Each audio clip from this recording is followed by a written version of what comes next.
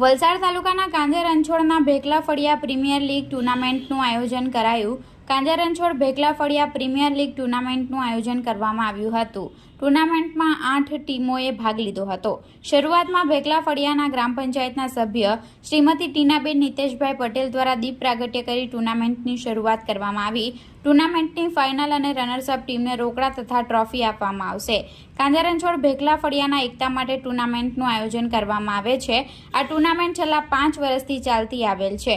આ ટુર્નામેન્ટને સફળ બનાવવા માટે ફળિયાના તમામ ભાઈઓનો ફાળો રહ્યો હતો।